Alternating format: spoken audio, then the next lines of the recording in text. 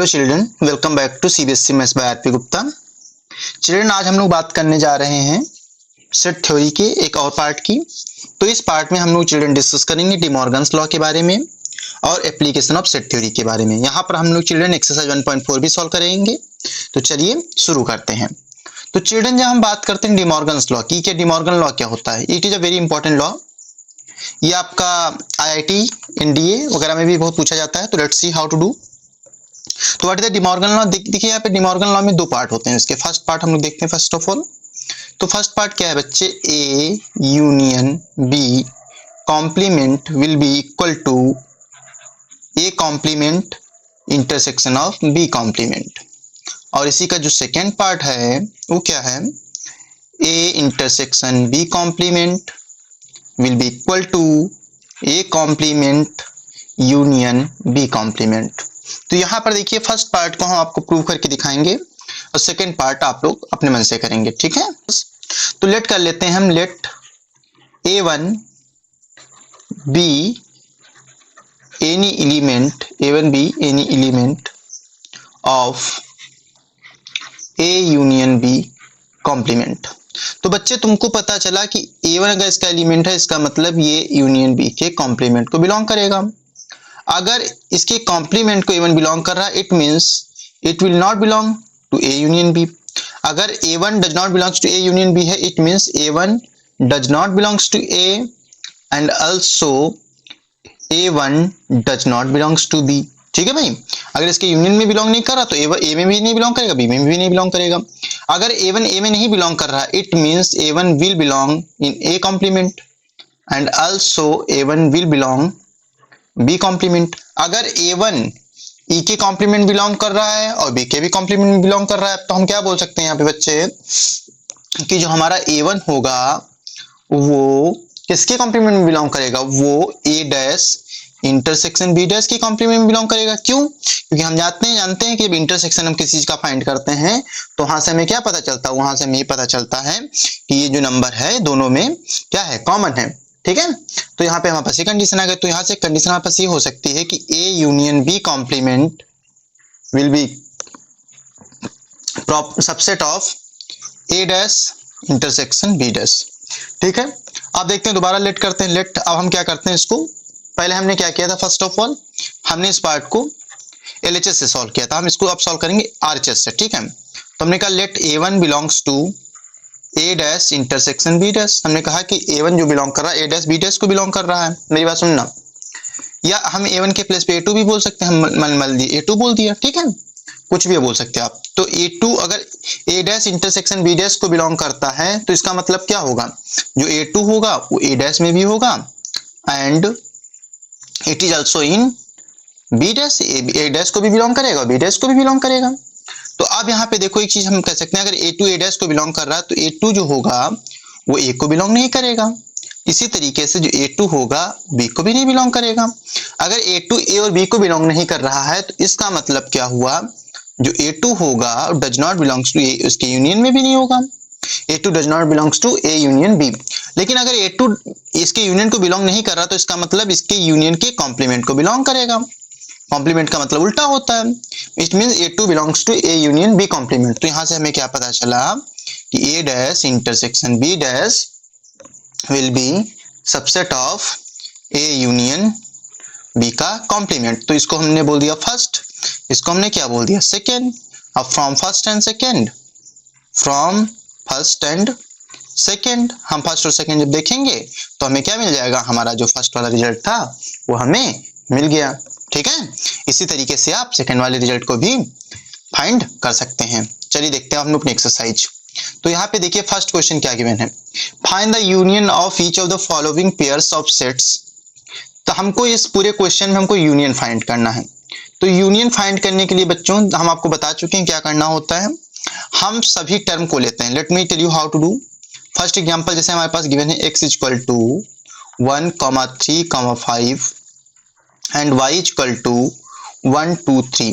तो हम यहाँ पे क्या करते हैं, जब हम यूनियन फाइंड करते हैं तो हम देखते हैं कि हमारे पास सारे के सारे टर्म आ जाने चाहिए। देखो 1 आ गया, 3 आ गया, 5 आ गया। यहाँ पे देखा तो 1 तो ऑलरेडी ले चुके, नहीं लेना है, 2 ले लेना है और 3 भी नहीं लेना, क्योंकि हम कभी भी नंबर को रिपीट नहीं करते हैं। तो this is your first answer. इसी तरीके से हम लोग सेकंड वाला देखते हैं क्या हमारे पास होगा। सेकंड वाले में क्या देखो है, ए की जो वैल्यू है that is the A E I O and U and here b is equal to given here a comma b comma c. Now I will find out the union a union b. It become सबसे पहले all the parts of this set a e i o u. After this a हम ले चुके हैं तो क्या लेंगे, b ले लेंगे और c ले लेंगे। ये भी हमारा पार्ट सॉल्व हो गया। अब हम बात करते हैं थर्ड पार्ट की। थर्ड पार्ट में देखते हैं क्या है, कह रहे हैं कि third part x is such that x is a natural number and multiple of 3. Okay, पहले हम एक्सो सेट के फॉर्म में लिख लेते हैं। क्या कह रहा है, x is natural number and multiple of 3। तो मल्टीपल ऑफ 3 कौन कौन से होंगे, 3 हो सकता है, 6 हो सकता है, 9 हो सकता है, 12 हो सकता है, up to dash dash, there are many numbers. ठीक है। बी पार्ट में क्या करें कि x is a natural number less than 6। अब बच्चे x is natural number less than 6 मतलब 1 होगा, 2 होगा, 3 होगा, 4 होगा, 5 होगा। लेस देन 6 कह रहा ना तो 6 नहीं होगा। अब इसका यूनियन निकाल लो, ये यूनियन भी कितना आ जाएगा देखना, 1 होगा, 2 होगा, 3 होगा, 4 होगा, 5 होगा, 6 होगा, उसके बाद 6 के बाद क्या आएगा, 9 आएगा। इस तरीके से हमारे पास इसका यूनियन आ जाएगा। तो चलिए हम लोग बात करते हैं फोर्थ पार्ट की। देखते हैं फोर्थ पार्ट क्या है। तो फोर्थ पार्ट में गिवन है x is a natural number, x is a natural number and x will be lie between 1 and 6। x की वैल्यू जो है, लेट्स सी, x की जो वैल्यू हमारे पास यहाँ पे गिवन है 1 से बड़ी है और 6 से स्मॉलर है। तो लेट्स सी हम क्या ले सकते हैं, 2, 3, 4, 5 और 6 भी ले लिया। पूछो क्यों, क्योंकि यहाँ पे 2 साइन का यूज किया गया है। कौन कौन से 2 साइन कौन कौन से हमारे पास हैं बच्चे, हमारे इस क्वेश्चन में 2 साइन हमारे पास है। एक हमारे पास इक्वल का साइन है और एक हमारा लेस देन का साइन है। ठीक है। तो बी पार्ट देखते हैं इसी का। बी में क्या गिवन है हमारे पास, बी में गिवन है हमारे पास x is a natural number which is x lie between 6 and 10। तो 6 और 10 के बीच में कौन कौन से नंबर आएंगे, 7 आएगा, 8 आएगा, 9 आएगा। यहाँ पे देखो हम 10 को नहीं ले रहे हैं। क्यों नहीं ले रहे हैं, क्योंकि यहाँ पे क्या डायरेक्टली मेंशन है कि इट इज लेस देन 10 और मोर देन 6। तो हम इसको इसी के अकॉर्डिंग नंबर को ले लेंगे। ठीक है। तो let's see how to do. हम फाइंड करेंगे a यूनियन b। तो यहाँ से a यूनियन b कितना आएगा देखना, अभी 2, 3, 4, 5, 6, फिर 7 आ जाएगा, 8 आ जाएगा, 9 आ जाएगा। तो हमारा आंसर क्या हो जाएगा, 1, 2, 3, 4, सॉरी हमारा आंसर क्या हो जाएगा, 2, 3, 4, 5, 6, 7, 8। ये हमारा आंसर हो गया। ठीक है। तो चलिए नेक्स्ट क्वेश्चन देखते हैं हम लोग इसका। फिफ्थ पार्ट देखते हैं क्या है। करें as equal to 1, 2, 3। Okay, no problem. As equal to 1, 2, 3। Okay, no issue. अब कह रहे हैं कि b इक्वल टू 5। बच्चे देखो तुमको हमने एक आइडेंटिटी बताई थी, a union 5 equal to a। इसका मतलब आंसर हमारा जो आएगा 1, 2, 3 होगा। ठीक है।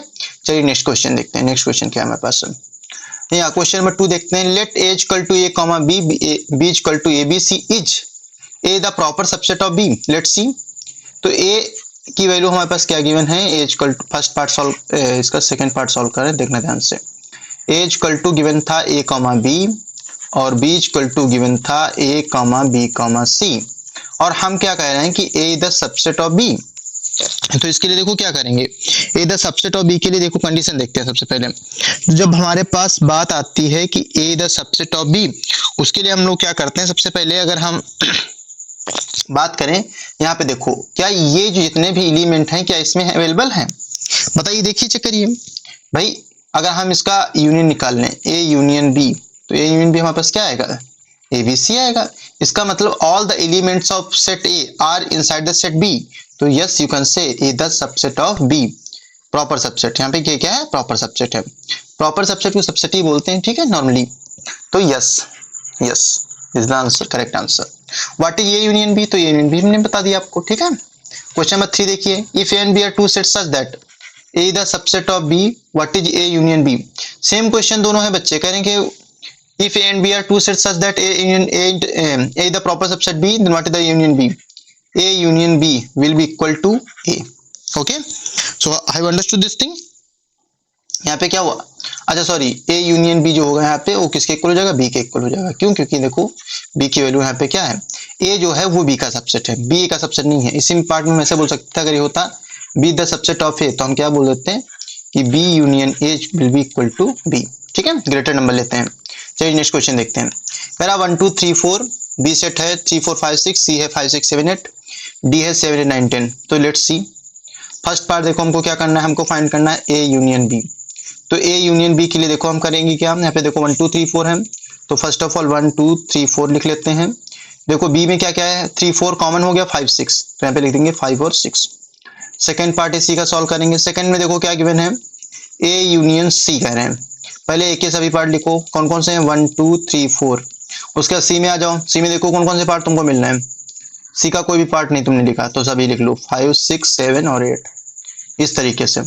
थर्ड पार्ट देखेंगे, थर्ड पार्ट में देखो क्या कह रहा है, कह रहा है कि बी यूनियन सी। चलिए बी यूनियन सी देखते हैं। सबसे पहले बी के सभी पार्ट लिखो। बी के कौन कौन से पार्ट हैं, 3 4 5 6, 3 है 4 है 5 और 6। अब देखो यहाँ पे 5 और 6 तुमको मिल गए, तो हमको क्या बचा, हमारे पास 7 बचा और क्या बचा, 8 बचा। इस तरीके से हमने इसको लिख दिया यहाँ पे, ठीक है। तो चलिए इसका नेक्स्ट पार्ट देखते हैं, फोर्थ पार्ट देखते हैं। फोर्थ पार्ट में क्या गिवन है, करें फोर्थ पार्ट में बताइए B union D. Okay no issue, B union D देख लेते हैं।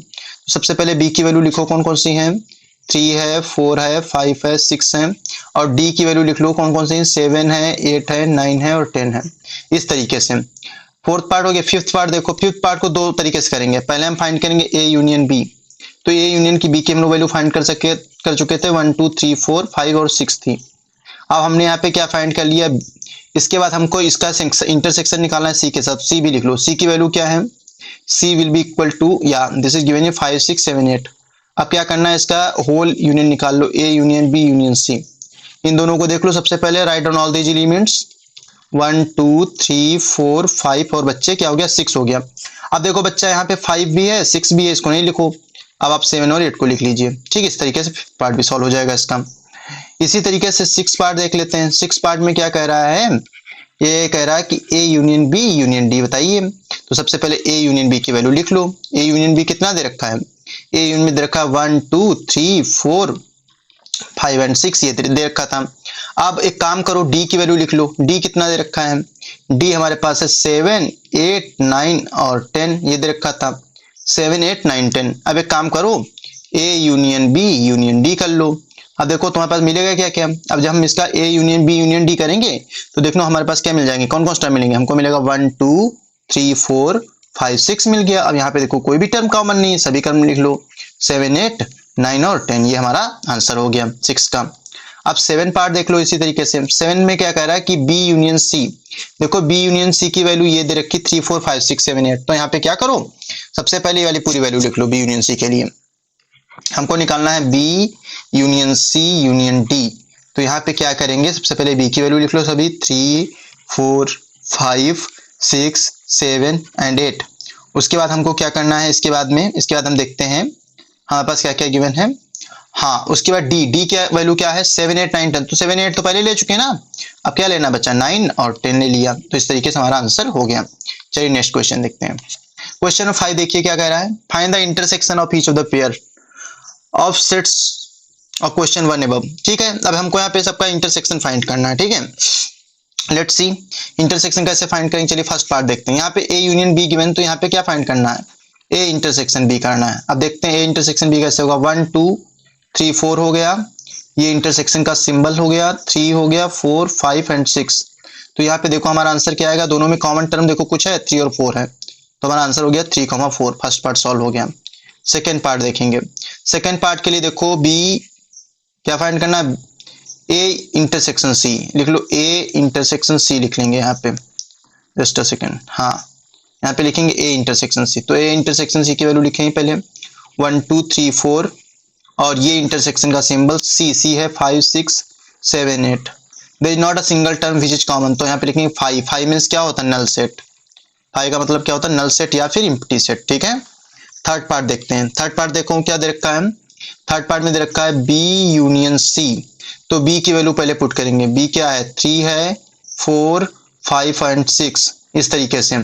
उसके बाद हमको इंटरसेक्शन फाइंड करना है सी का। सी क्या दे रखा है, सी 5 6 7 एंड 8। जरा इसका इंटरसेक्शन फाइंड कर लो। देखो कोई टर्म कॉमन मिल रहा है, यस 5 और 6 कॉमन, तो क्या हो जाएगा 5 6, इस तरीके से, ठीक है। अब नेक्स्ट पार्ट देखते हैं हम लोग बी यूनियन डी। चलिए फोर्थ पार्ट में देखते हैं यहाँ पे देखो इंटरसेक्शन मेंशन है, इसका मतलब हमको सभी का इंटरसेक्शन फाइंड करना है। बी इंटरसेक्शन डी निकाल लो, तो बी इंटरसेक्शन डी के लिए देखो क्या करोगे, बी की वैल्यू क्या गिवन थी, यहाँ पे गिवन है 3 4 5 6 इस तरीके से, ठीक है। इंटरसेक्शन का सिंबल लगाओ, डी की वैल्यू लिखो 7 8 9 एंड 10। क्या मिलेगा तुमको, दोनों में कुछ कॉमन दिख रहा है, कुछ भी कॉमन नहीं, मतलब 5 मिलेगा। ये हो गया फोर्थ पार्ट। फिफ्थ पार्ट देखते हैं, कह रहे हैं यहाँ पे हमको फाइंड करना है A intersection B intersection C. कोई दिक्कत नहीं, पहले ए इंटरसेक्शन बी की वैल्यू बताओ क्या थी, 3 4 थी ना, तो इस तरीके से लिख लो 3 4। इसका इंटरसेक्शन फाइंड कर लो सी से, सी की वैल्यू देखो क्या रखी 5 6 7 8 5 6 7 8, कुछ भी कॉमन नहीं है, कुछ भी कॉमन नहीं मतलब 5 मिल जाएगा, नल सेट। सिक्स पार्ट देखते हैं, B intersection C. B intersection C की वैल्यू पहले देखो क्या दे रखी है, बी इंटरसेक्शन सी दे रखा था 5,6। ओके राइट इट डाउन, ये हो गया 5,6। उसके बाद क्या दे रखा है, इसका इंटरसेक्शन निकालना है डी से, तो इसको इस तरीके से लिखेंगे बी इंटरसेक्शन डी। तो कैसे आएगा 5,6 इंटरसेक्शन डी, डी की वैल्यू है 7 8 9 10, 7 8 9 10, कुछ नहीं मिलेगा, कुछ नहीं मिलेगा मतलब 5 हो जाएगा, नल सेट। चलिए नेक्स्ट क्वेश्चन देखते हैं। Wow, look at this question, very amazing question. इसको भी सॉल्व करते हैं, देखते हैं क्वेश्चन कैसे सॉल्व होगा, देखते हैं। It's a very interesting question, easy question है, ठीक है। फर्स्ट पार्ट देखो क्या गिवन है, पहले फर्स्ट पार्ट सॉल्व करेंगे। कह रहा है कि ए इंटरसेक्शन बी बताइए। चलिए बताते हैं, देखिए ए की वैल्यू हमारे पास है 3 5 7 9 एंड 11 और इंटरसेक्शन लगा दिया। बी की वैल्यू है 7 9 11 और 13 इस तरीके से। अब इनको क्या करना है, कॉमन टर्म देख लो, कौन कौन से कॉमन टर्म है, 7 और 9 एंड 11, तो 7 9 11, this is the answer. Second part इसी का सॉल्व करते हैं। सेकेंड पार्ट में देखो क्या दे रखा है, सेकेंड पार्ट में दे रखा है बी इंटरसेक्शन सी। तो बी की वैल्यू कितनी है, पहले बी की वैल्यू देखेंगे, 7 है 9 है 11 है 13 है। यहाँ पे इंटरसेक्शन का फॉर्मूला यूज करेंगे और हमारे पास देखो क्या गिवन है, सी, सी की वैल्यू क्या है, सी है 11 13 एंड 15। तो यहाँ पे देखो कॉमन टर्म कौन सा 11 एंड 13 है, तो हमारा आंसर आ जाएगा 11 13। उसके बाद हम थर्ड पार्ट की बात करते हैं। देखो थर्ड पार्ट में क्या गिवन है हमारे पास, थर्ड पार्ट में कह रहे हैं कि ए इंटरसेक्शन सी बताइए और फिर उसका इंटरसेक्शन निकालिए डी से। कोई दिक्कत नहीं, सॉल्व हो जाएगा। Let's see how to do. पहले ए इंटरसेक्शन सी निकाल लीजिए, तो ए इंटरसेक्शन सी देखते हैं कैसे होगा। तो हम इसको इस तरीके से बोलेंगे 3 5 7 9 11 इंटरसेक्शन, और इसका इंटरसेक्शन सी से निकालना। सी की वैल्यू है 11 13 15। इंटरसेक्शन हमने डी, डी की वैल्यू कितनी है, डी की वैल्यू है 15 17। Now see what is the common term between all these, is there any term is common, क्या इसमें देखो कोई भी टर्म कॉमन नहीं दिख रहा है। देखो 3 5 7 9 11 11 13 15 15 17, देखो यहाँ पर इन दोनों के बीच में जब निकालोगे तो 11 आ जाएगा, लेकिन इन दोनों के बीच में निकालोगे कुछ भी नहीं मिलेगा।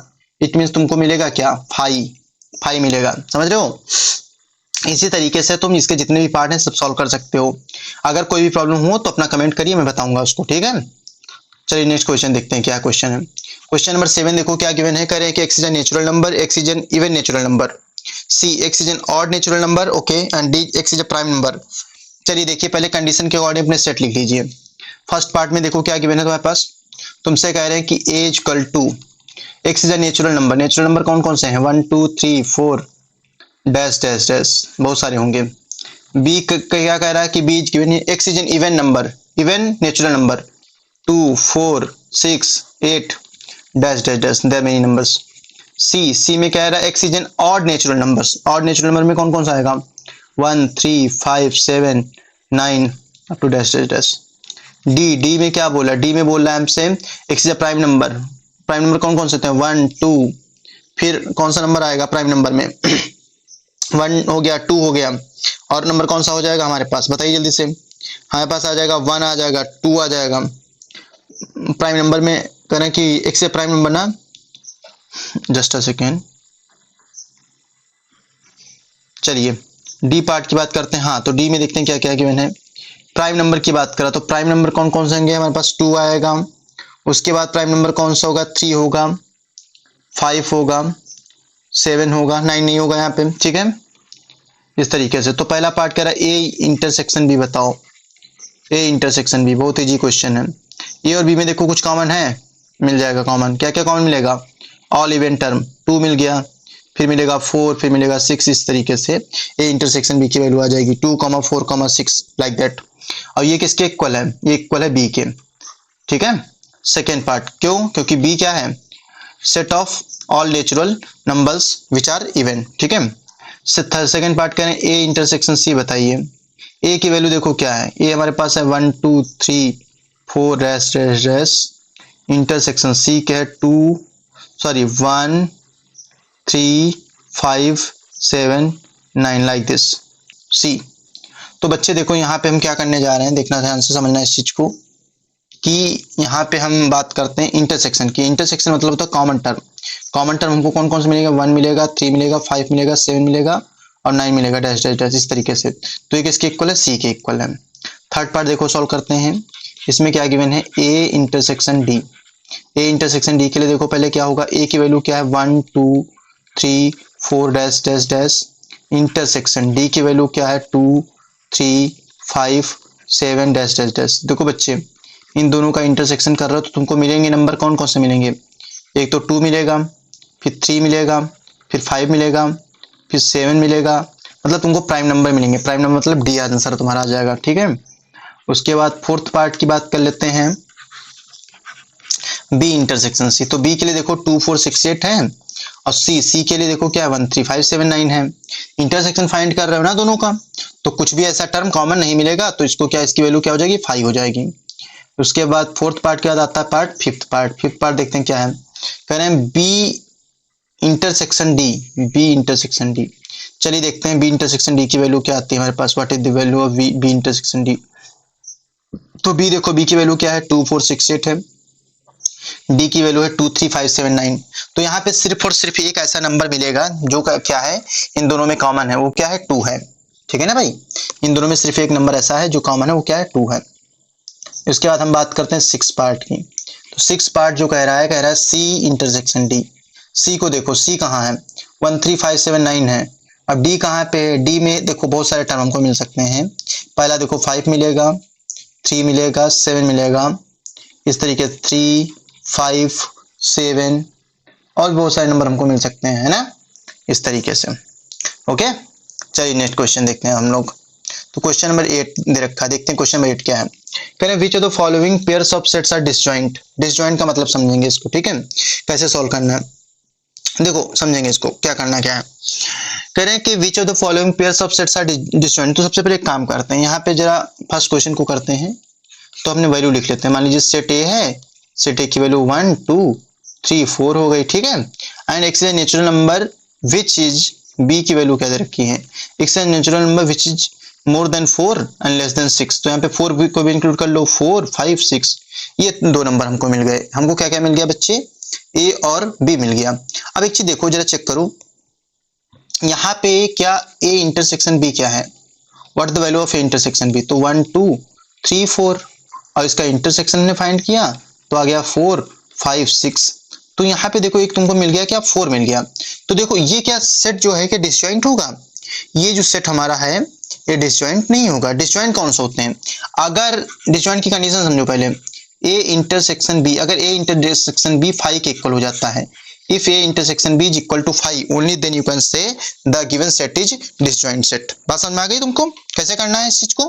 तो ये देखो ये डिसजॉइंट सेट नहीं है। तो इसी तरीके से देखो सेकंड क्वेश्चन करते हैं। सेकंड क्वेश्चन के लिए देखो क्या करेंगे हम लोग, how to do the second question, let me tell you.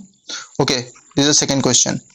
क्या गिवन है हमको? ए इक्वल टू हमने बोल दिया ए E I O you given है, और बी इक्वल टू गिवन है C D E F given है। अगर हम यहाँ से बात करें ए इंटरसेक्शन बी की, तो कोई टर्म कॉमन दिख रहा है? हमें तो दिख रहा है, ई है कॉमन।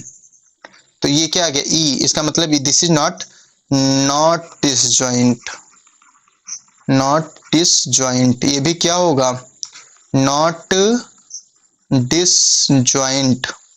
थर्ड पार्ट की बात करते हैं। थर्ड पार्ट में देखो क्या गिवन है। थर्ड पार्ट में कह रहे हैं कि x is an even integer. Okay, तो इसको ए बोल देते हैं। इवन इंटीजर कौन कौन से होंगे? इवन इंटीजर वही होंगे देखो 2 4 6 8, उसमें माइनस भी इंक्लूड कर लो और क्या है, क्योंकि इंटीजर तो पॉजिटिव निगेटिव दोनों होते हैं ना, है ना। तो अगर हमसे कह रहा है इवन इंटीजर की बात कर रहा है ना, तो इवन इंटीजर में क्या हो जाएगा? इवन में हमारे 2 4 6 8 आ जाएंगे लाइक दैट। माइनस भी ले लो, कोई दिक्कत नहीं है, -2 -4 ऐसे ऐसे ऐसे के 2 4 बहुत सारे नंबर रहे होंगे। बी क्या कह रहा है, ऑड इंटीजर, ऑड में क्या रहेगा, 1 होगा, 3 होगा, -1 होगा, -3 होगा, लाइक दैट। तो ए इंटरसेक्शन बी करोगे जब तुमको कुछ नहीं कॉमन मिलेगा, तो बोल दोगे yes it is disjoint set. Okay, चलिए नेक्स्ट क्वेश्चन देखते हैं। हम लोग बात करते हैं क्वेश्चन नंबर 9 की। क्वेश्चन नंबर 9 में क्या गिवन है कि एज इक्वल टू 3 6 9 12 15 18 21। देखो इसमें डिफरेंस फाइंड करना है। डिफरेंस के लिए मैं बता चुका था अपनी पहली वीडियो में, क्या करते हैं, ए माइनस बी का मतलब होता है एक ए के ऐसे एलिमेंट जो बी में ना हो। ठीक है, all the elements of A which are not available in B. ठीक है, इसका मतलब होता है A minus B. A minus D का मतलब होगा all the elements of A which are not available in D. ठीक है, तो लेट्स सी, हम एक दो पार्ट इसके करेंगे, रिमेनिंग पार्ट आप लोग करिएगा। ठीक है, देखिए फर्स्ट पार्ट करते हैं। फर्स्ट पार्ट में क्या कह रहा है, ए माइनस बी। तो ए की वैल्यू पहले पुट करेंगे, 3 है, 6 है, 9 है, 12 15 18 21, माइनस कर देते हैं, बी की वैल्यू है 4 8 12 16 20। अब जरा इसको थोड़ा सा सिंप्लीफाई करिए, ए की ऐसी वैल्यू जो बी में ना हो, तो देखो बी में क्या नहीं, 3 नहीं है, 6 भी नहीं है, 9 भी नहीं है, 12 यहाँ पर भी 12 को नहीं इंक्लूड करेंगे, 15 नहीं है, 18 भी नहीं है, इसको भी लिख लो, फिर 21 भी नहीं है। तो हमारे पास ये आंसर आ गया। ठीक है, I hope all of you understood. चलिए सेकंड पार्ट देखते हैं इसका। What is given second part, A minus C given है। ए माइनस सी देख लो क्या है, ए की वैल्यू थी 3 6 9 12 15 18 21, और माइनस कर रहे हैं हम लोग इससे, किससे माइनस करना है, सी की वैल्यू क्या है, सी इज इक्वल टू 2 4 6 8 10 12 14 16, इस तरीके से। तो ए माइनस सी करना है, तो ए माइनस सी के लिए देखो समझो क्या होगा, ए की ऐसी वैल्यू जो सी में ना हो, 3 नहीं है सी में, 6 देखते हैं, 6 दोनों में है तो हमको नहीं लेना है 6, 9 है क्या, 9 नहीं, 9 ले लो, 12 देखो 12 है, नहीं लेना है, 15 लेंगे, फिर कौन सा 18 नहीं, 18 ले लो, फिर 21 भी नहीं, 21 भी ले लो। तो 3 9 15 18 21 लाइक दिस। ठीक है, तो do all the parts. If you having any problem in any part, just drop your message, I will solve that particular part for you. Okay children, okay fine. Now we look at the next question. Question number 10 देखते हैं क्या है। कह रहे हैं कि बताइए if x equal to A B C D. Okay fine, इसका फर्स्ट पार्ट देखते हैं 10 का क्या है, if x equal to A B C D and y equal to F B D G, और हमको फाइंड करना है x माइनस वाई, x के ऐसे एलिमेंट जो b में ना हो। जस्ट अ सेकेंड, f हो गया, b हो गया, d हो गया, g हो गया। ऐसे कौन से एलिमेंट है x के जो b में नहीं है, y में नहीं हो, a है, a नहीं है, यहाँ पे a लिख लो, b भी नहीं, b है, b नहीं लेना, c ले लो, और d भी दे रखा, तो a कॉमा c आ गया। ठीक है, इसी का सेकेंड पार्ट देखते हैं क्या है, 10 का फर्स्ट पार्ट था ये, सेकेंड पार्ट देखते हैं। सेकेंड पार्ट में कह रहा y minus x, y minus x का मतलब क्या होगा बच्चे, F B D G minus A B C D. जरा इसको हम माइनस करेंगे तो देखो क्या क्या मिलेगा हमको, कौन कौन से टर्म मिलेंगे, हमें मिलेगा एफ, फिर हमें मिलेगा बी तो दोनों में है, नहीं लेना है, डी भी दोनों में, जी ले लेंगे, F comma G. Now we are going to solve the third part. Third part क्या करें, एक्स इंटरसेक्शन वाई है, एक्स इंटरसेक्शन वाई कुछ भी कॉमन दिख रहा है एबीसीडी में, यस एक टर्म कॉमन है, कौन सा टर्म कॉमन है, डी, तो यहाँ पे बोल देंगे एक्स इंटरसेक्शन की वैल्यू, एक्स इंटरसेक्शन वाई जो है वो किसके इक्वल है, डी के इक्वल है। क्वेश्चन नंबर 11 क्या कह रहा है इसमें, what is given here, if R is the set of real numbers and Q the set of rational numbers then what is R minus Q. Okay fine, no issue. तो कह रहे हैं are जो है सेट किसका है, real number का है, और क्यू किसका सेट है, क्यू सेट है रेशनल नंबर का, तो रियल नंबर से रेशनल घटा दो भाई, रियल से रेशनल घटा दो तो क्या आ जाएगा, हमारे पास आ जाएगा irrational numbers. Quite simple question. ठीक है, चलिए नेक्स्ट क्वेश्चन देखते हैं। अब नेक्स्ट क्वेश्चन में क्या देखोगे मैंने, state whether each of the following statement is true और false, justify your answer. Okay, no issue. कह रहे हैं first part 2 3 4 5 and 3,6 are disjoint set. बच्चे डिसजॉइंट सेट नहीं होगा, क्यों नहीं होगा? क्योंकि 3 कॉमन है। डिसजॉइंट सेट वो सेट होते हैं जिनमें कुछ भी कॉमन नहीं होता है। अगर ए इंटरसेक्शन बी की वैल्यू 5 के इक्वल है तो उसको डिसजॉइंट सेट बोलते हैं। तो इसको ऐसे बड़ा सा क्रॉस लगा दो या लिख दो नो, ये फॉल्स है। ये कैसा है? फॉल्स, इफ बोल दो। सेकेंड पार्ट करें A E I O U and A B C D are disjoint set. A B disjoint नहीं है, इसको भी फॉल्स कह देंगे। थर्ड पार्ट कह रहे हैं कि 2 6 10 14 and 3 7 11 15 are disjoint set. Yes, it is disjoint set because no element is common between these two set. You can say this is the true. And next part, fourth part कह रहा 2 6 10 and 3 7 11 are disjoint set. Yes, of course, ये भी true हो गया। Okay, so children, अभी हमारी वाली exercise पूरी कंप्लीट हो गई है। I hope all of you like this video. If you like this video, watch my video, share it with your friends and subscribe my channel. Thank you so much children. Thank you so much.